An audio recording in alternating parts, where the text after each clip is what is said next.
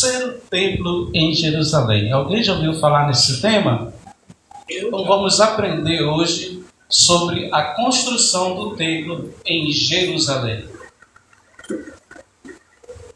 O que representava o tabernáculo de Moisés? Deus, quando ele chamou Moisés, a Bíblia diz que ele mandou Moisés fazer um tabernáculo para tabernacular com o seu povo, para ficar bem pertinho do seu povo, porque Deus ele sempre quis estar perto do ser humano. Por isso que ele criou eu e você, para que nós venhamos ter essa intimidade e essa relação com ele. E a Bíblia diz que ele mostrou para Moisés de como é lá no céu. Ele queria que Moisés fizesse aqui na terra. Tudo para ficar pertinho de você, para te abençoar profundamente. Então, o que era que representava o tabernáculo? Representava uma réplica do céu na terra. O tabernáculo também representava os atributos de Deus por meio dos utensílios. Representava também, assim como é no céu, foi feito também aqui na terra. O tabernáculo de Moisés representava um pequeno pedaço do céu aqui na terra. Deus mandou construir o tabernáculo para ensinar um pouco do céu através dos ritos e dos utensílios. Por isso que ele usava os sacerdotes. Por isso que o sacerdote preparava todos aqueles rituais para expiar, fazer expiação de todos os pecados do povo, uma tipificação do Messias que viria no futuro, para estar no templo e expiar profundamente o nosso pecado. Então Deus manda construir no deserto. Moisés vai lá, constrói esse tabernáculo. Aqui nós temos o altar onde eles sacrificavam os animais. Aqui é onde eles lavavam a mão. E lá está o santo e os santos dos santos. Vamos ver na imagem para você entender. Aqui está a arca da aliança, os santos dos santos. E aqui é o lugar santíssimo, onde ficava a menorá, onde ficava o incenso e os pães asmos. Então, uma vez por ano, o sumo sacerdote atravessava essa cortina e entrava aqui para ficar na presença do Senhor. E na hora que o sumo sacerdote saía daí, manifestava a glória de Deus para abençoar o povo e para expiar o pecado de todo o povo de Israel. O Senhor mandou que esse povo, todas as tribos, dentro do deserto, cada tribo aqui no seu quadrado, a tribo de Judá, a tribo de Benjamim, a tribo de Isacar, a tribo de Naphtali, a tribo de Levi, todos eles estavam aqui reunidos. E quando eles acabavam de fazer todo esse ritual, ele pegava o cordeiro, ele pegava a carne desse cordeiro, sacrificava aqui e pegava a carne e repartia para o povo, dava para o povo comer essa carne. Mas quando Deus se manifestava, saía essa Shekinah, o céu se rasgava e a presença de Deus se manifestava no tabernáculo para abençoar o povo. Êxodo 25, 8 ao 9 diz assim: E farão um santuário para mim, e eu habitarei no meio deles, faço tudo como eu lhes mostrar, conforme o modelo do tabernáculo e cada utensílio. Ali encontrarei com os israelitas, e o lugar será consagrado para a minha glória. Era uma separação total no deserto, para que Deus viesse se manifestar. Assim consagrarei a tenda do encontro e o altar, e consagrarei também Arão e os seus filhos para servirem como sacerdotes. Só os sacerdotes que poderiam entrar na tenda. Só os sacerdotes que eram separados para fazer esse serviço diante do altar do Senhor. E habitarei no meio dos israelitas, e serei o seu Deus. Que coisa tremenda! Glória a Deus. Saberão que eu sou o Senhor, o seu Deus, que os tirou do Egito para habitar no meio deles. Eu sou o Senhor, o Deus poderoso de Israel. É o mesmo Deus que está aqui nessa noite, se tu crer, para abençoar a tua vida, para perdoar os teus pecados e fazer coisas grandes para contigo, na tua vida, na tua caminhada, na tua família. E depois veio o primeiro templo de Israel, que foi pelo rei Salomão. O primeiro templo foi construído por Salomão em 990 a.C. e destruído em 586 por Nabucodonosor. Esse templo aqui, antes da destruição, foi um dos momentos mais lindos do povo de Deus, onde eles estavam todos reunidos, sacerdotes, levitas, os reis, todo mundo unido numa adoração tremenda, e lá a glória de Deus se manifestava profundamente. 1 Reis 5,5 diz assim: pretendo por isso construir um templo em honra ao nome do Senhor, o meu Deus, conforme o Senhor meu pai disse a meu pai Davi, o seu filho, a quem colocarei no trono em seu lugar, construirá o templo em honra para o meu nome. Davi queria construir esse templo, só que Davi era um homem de guerra. Davi tinha as mãos sanguinárias. O Senhor falou para ele: não, você não vai construir, mas vem de ti um filho chamado Salomão, ele sim vai construir tudo aquilo que deseja o teu coração. E para que era essa construção? Para que era esse templo? Para Davi, para Salomão, para todo o povo ficar perto de Deus e para Deus abençoar o seu povo. Amém? E a Bíblia diz: quando os sacerdotes se retiraram do lugar santo, numa nuvem encheu o templo do Senhor, de forma que os sacerdotes não podiam desempenhar o seu serviço, pois a glória do Senhor encheu o templo. A presença do Senhor tomava as pessoas. Era uma alegria, era uma coisa esplêndida diante de Deus, aquela unção, aquela autoridade. Lá Deus perdoava, lá Deus manifestava a glória dele, e lá Deus abençoava aquele povo. É isso que Deus faz na nossa vida. E Salomão exclamou: Senhor, disse que habitaria numa nuvem escura.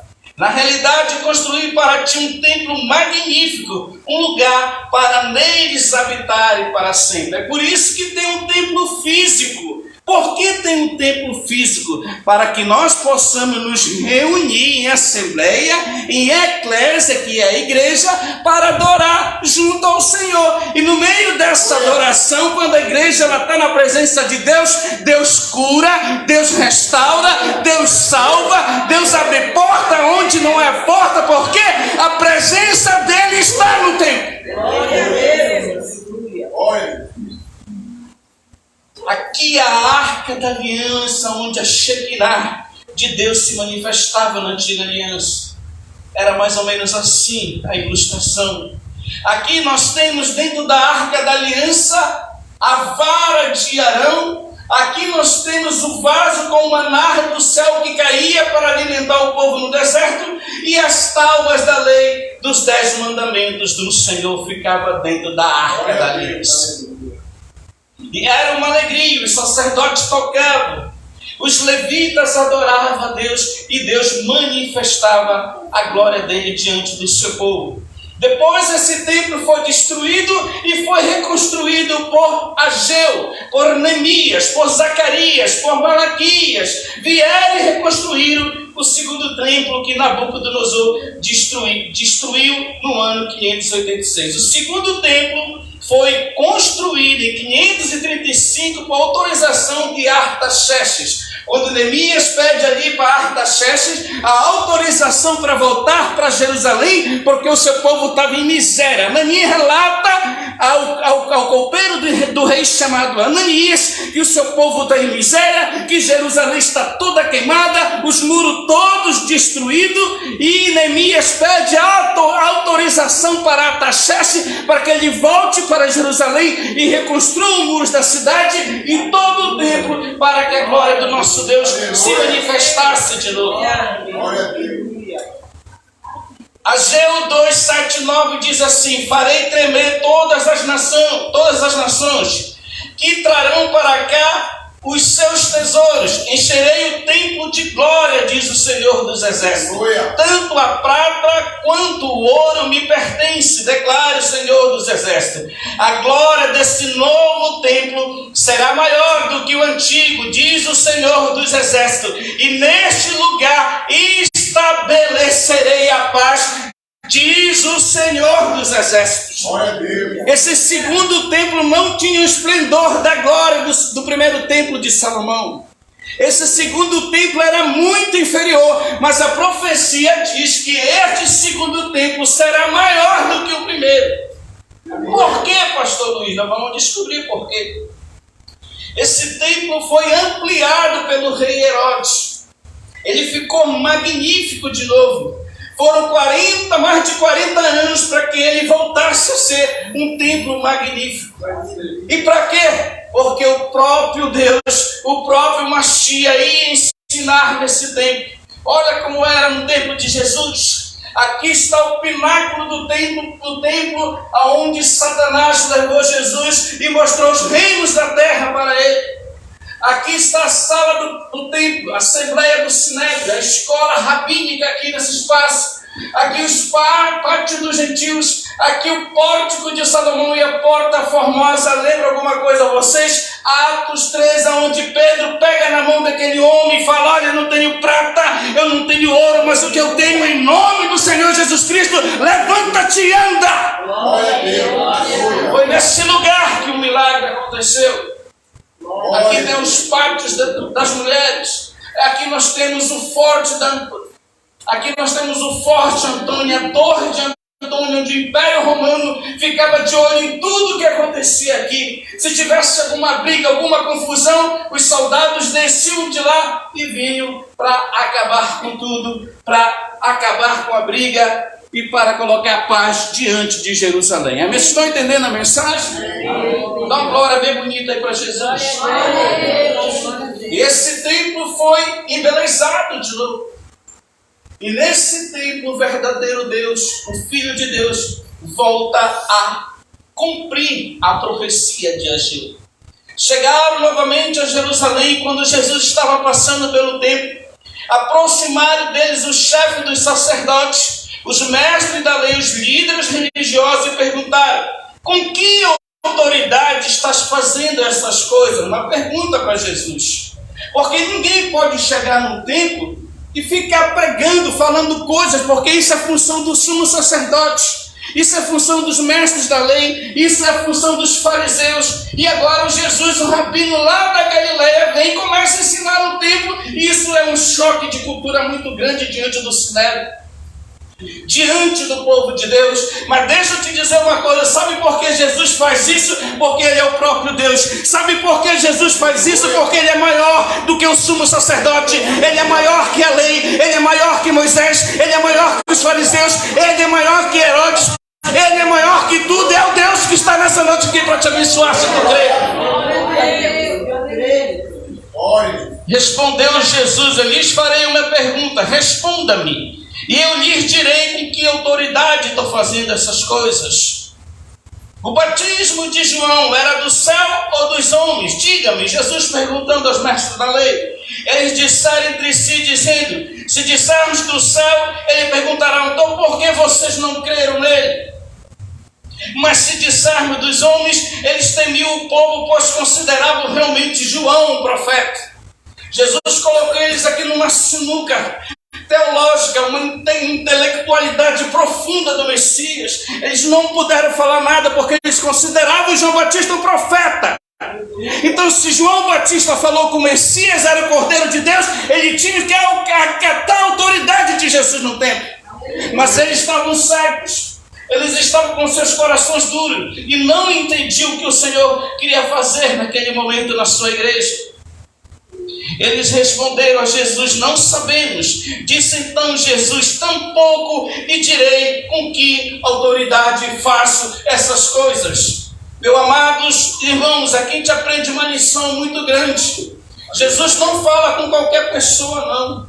Jesus só fala com aqueles que têm intimidade com Ele. com aqueles que conhecem a sua palavra. E Jesus lança a profecia em Mateus 24, do 1 ao 2. Jesus saiu do templo, enquanto caminhava, seus discípulos aproximaram dele para lhe mostrar as construções do templo. Vocês estão vendo tudo isso? Perguntou ele. Eu lhes garanto, não ficará aqui pedra sobre pedra que não sejam derrubadas.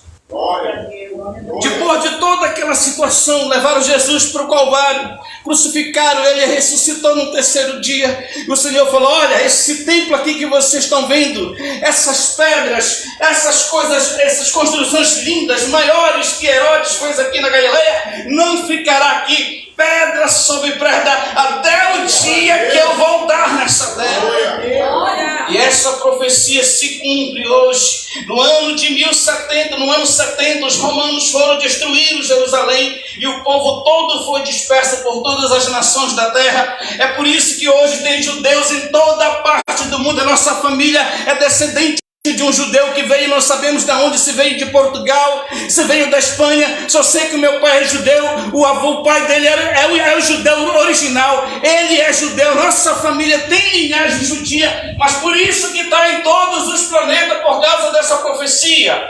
Cairão pela espada e serão levados como os prisioneiros para todas as nações. Jerusalém será pisada pelos gentios até que o tempo deles se cumpra.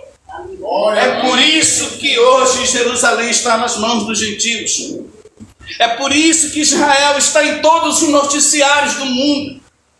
Porque eles não receberam a mensagem. Eles não creram na manifestação do Filho de Deus. E aqui hoje, quando você visita ali Jerusalém, você vê a profecia de Jesus. Está aqui. Pedra sobre pedra foram todas derrubadas. Como a profecia nos ensina, está aqui um montão de pedras. Esse aqui é a planta do terceiro templo em Jerusalém. Já está tudo pronto. As pedras já foram todas cortadas. Os sacerdotes já estão com todas as suas roupas. Todos os seus instrumentos hoje já está lá no Instituto do Templo. E a qualquer momento esse templo será reconstruído para a manifestação do anticristo. Meus amados irmãos, presta atenção nessa profecia. Essa profecia é uma das profecias mais esperadas de todos os tempos. Tem teólogos que não acreditam que esse templo será reconstruído, porque eles afirmam que o templo do Espírito Santo somos nós, e é verdade, mas só que para a manifestação do anticristo precisa de um templo em Jerusalém. Glória a Deus. E as profecias todas apontam para esse dia profético. E quando começar essa reconstrução desse templo em Jerusalém, quando você ouvir no noticiário em todo mundo, vai mudar tudo no mundo escatológico, vai mudar tudo no mundo teológico daqueles que não creem nas profecias de Jesus.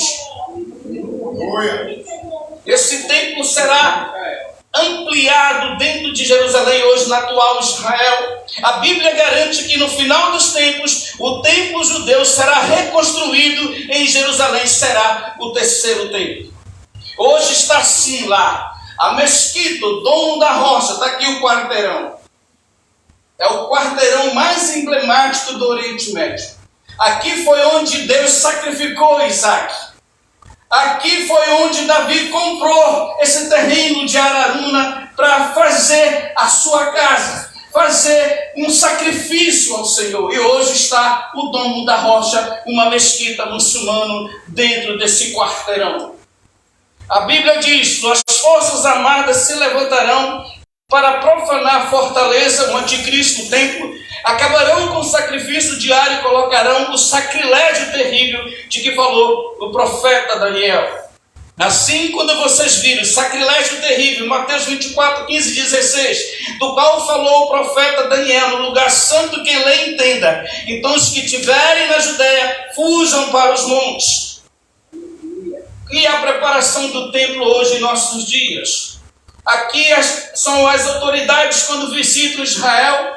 Os governos de Israel sempre levam eles lá no museu para mostrar a maquete. Já está tudo pronto para o cumprimento da profecia. Aqui tive uma criança visitando também a maquete lá no museu em Jerusalém.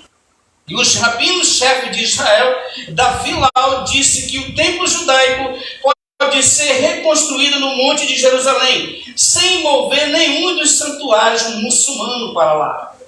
Davi Lau endossa a ideia de reconstruir o templo no local mais disputado, dizendo que há espaço suficiente para judeus, cristãos e muçulmanos. Todos, informou o Times de Israel, que é um jornal. Desde 1967, quando o monte do templo ficou sob a soberania de Israel na Guerra dos 6 Dias, os rabinos-chefes repentinamente determinaram que os judeus não deveriam ir até lá por medo de que pudesse pisar inadequadamente no lugar onde se dizia que a Arca da Aliança estava no primeiro templo.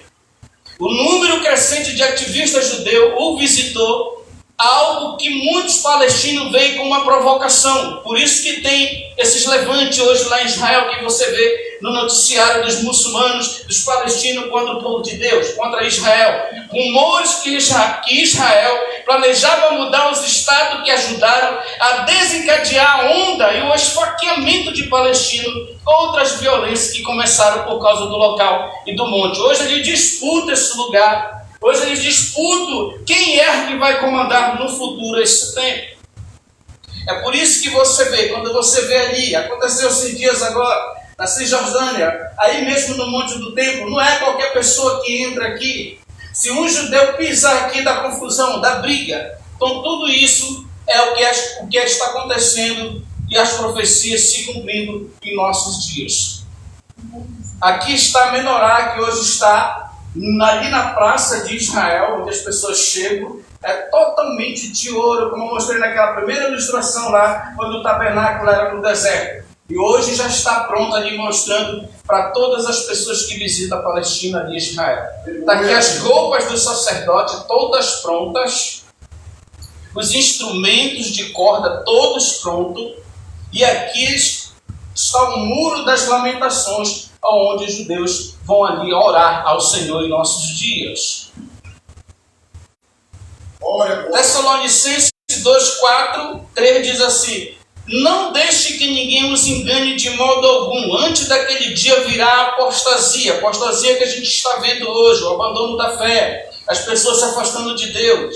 Então será revelado o homem do pecado, filho da perdição. Esse é o anticristo. Ele se opõe e se exalta acima de tudo o que se chama Deus e é objeto de adoração, ao ponto de se assentar no santuário de Deus. Por isso que tem que ser reconstruído o terceiro templo, proclamando que Ele mesmo é Deus.